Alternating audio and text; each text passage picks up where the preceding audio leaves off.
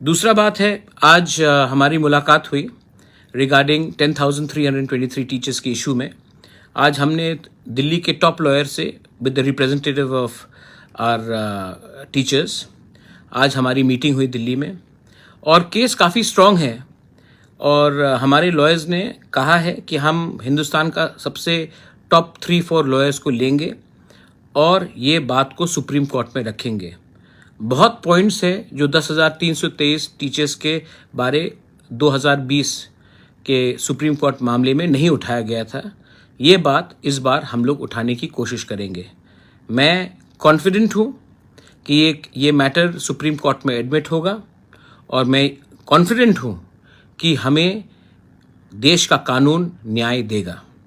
हमारे टीचर्स जिसका नौकरी चला गया है उनको भी एक मौका मिलना चाहिए, सुप्रीम कोर्ट को मौका देना चाहिए कि उनके दिल में जो दर्द है, इतने लोग मरे हैं, उनको भी रिलीफ मिलना चाहिए। तो ये बात आज दिल्ली में हमारा मीटिंग हुआ है, और हम लोग वकालतनामा में टीचर्स लोग रिप्रेजेंटेटिव लोग वकालतनामा में साइन करेंगे और ये मैटर को आगे ले जाएंगे। इसी साल सुप्रीम कोर्ट में ये मैटर को एडमिट करके हम जल्द से जल्द रिलीफ लाने की कोशिश करेंगे।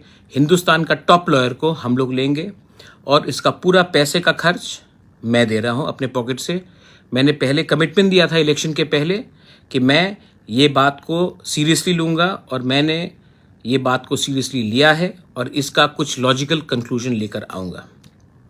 लास्ट में 2-3 लोग जो रूलिंग पार्टी से है वो स्टेटमेंट्स देते रहते हैं मेरे खिलाफ, हमारे पार्टी के खिलाफ।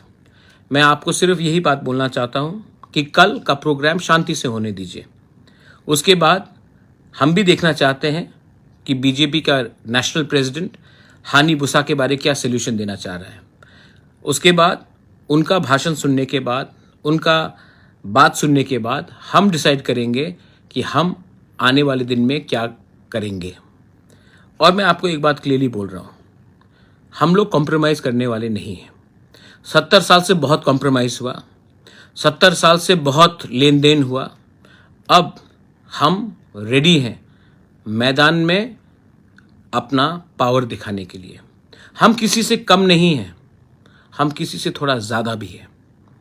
तिपरासाज, don't worry, we are ready, and we are ready to fight for our people. We are ready to fight for our land. We are ready to show that though 2022 and 2023 will be the year of the Tiprasa.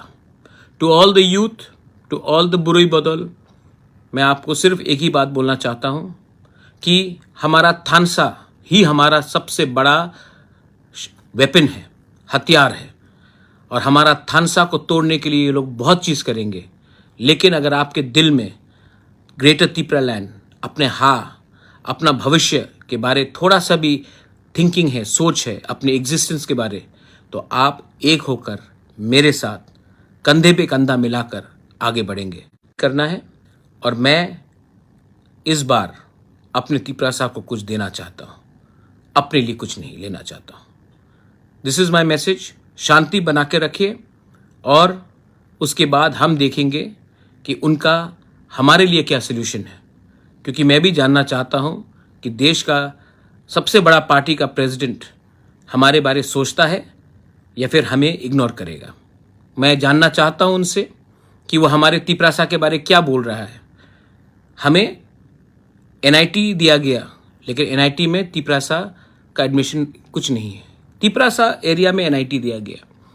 ONGC Tiprasa area में drilling करता है, लेकिन तिपरासा को कुछ पैसा नहीं मिलता, बहुत कम मिलता है।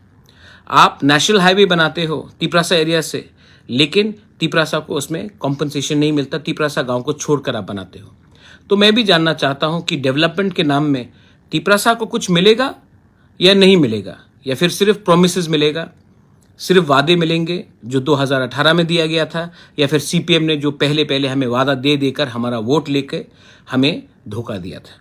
हम भी जानना चाहते हैं कि आप हमारे लिए क्या कॉन्स्टिट्यूशनली, आप ये बात मत भूलिए, संवैधानिक आप हमें क्या देना चाहते हैं। बस यही मैं सुनना चाहता हूं आपसे।